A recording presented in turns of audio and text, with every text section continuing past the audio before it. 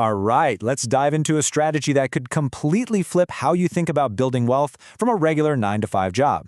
We're talking about becoming the millionaire employee, and it all hinges on this really cool idea called the comfort money strategy.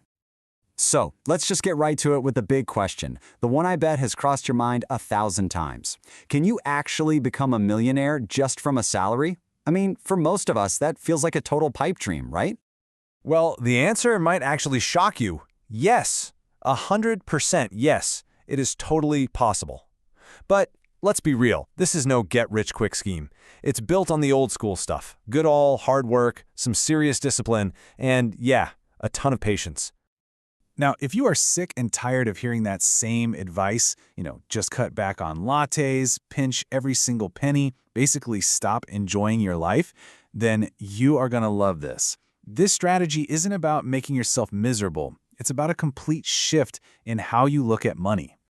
And that big shift, it all starts right here with this new mindset called comfort money.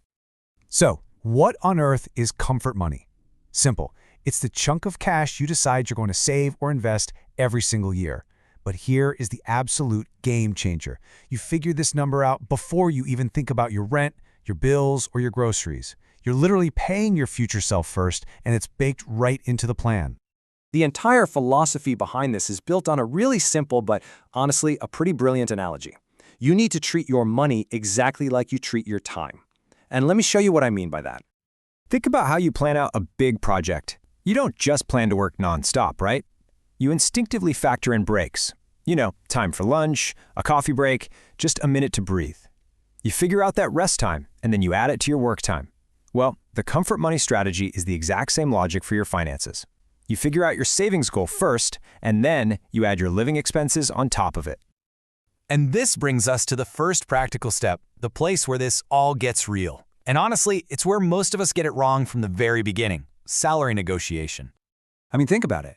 When an interviewer asks that dreaded question, what are your salary expectations? What's the default move? We calculate just enough to cover our bills and maybe a little extra. Or we give that weak answer. Oh, whatever is based on your salary scale. This is a huge, huge mistake. You end up negotiating just to survive, not to build any real wealth for your future. So, here's the new playbook. Step 1, figure out your annual living expenses. Easy enough. Step 2, decide on your comfort money goal for that first year, the amount you're committed to saving or investing. And then step 3, you just add them together. Boom! That is your new target salary. Let's make this concrete with an example. So, this is Ahmed. He's figured out he needs about $3,000 a year or $250 a month just to live. But using this strategy, he sets a comfort money goal of $1,000 for his first year. So when he walks into that interview, his number isn't $3,000, it's $4,000 a year, which is about $333 a month. That $4,000 figure becomes his starting line. See the difference? Now, even if the employer tries to negotiate him down, he's starting from a position of power that already has his future built right into it. He's not just negotiating for a paycheck, he's negotiating for his freedom. But look, actually getting that comfort money is really only half the battle. Step 2 is all about what you do next. It's time to invest your comfort. And this part is absolutely crucial. The comfort money you've secured, it operates on a totally separate parallel track from the rest of your finances. This is not your emergency fund. It's not for a surprise car repair. Your main salary covers all that stuff. This money has one job and one job only, to grow your wealth. So let's check back in with Ahmed. He got his $4,000 salary, and he's investing that $83 of comfort money every single month like clockwork. Now, assuming a pretty modest 6.5% annual return, by the end of year 1, his portfolio is already worth over $1,000. By the end of year 2, his annual return alone has more than doubled to $134. And this is where the magic really starts to happen. It's the power of compounding in action. I mean, think about that for a second. In just 2 short years, his investments are already generating almost half of one of his monthly paychecks for him, all while he's just living his life. So when you zoom out and look at the big picture, you can start to see how this consistent, super disciplined approach carves out a really clear path to financial freedom. It really just boils down to 2 simple, repeatable steps. That's it. Number 1, you negotiate your salary to include your comfort money right from the start.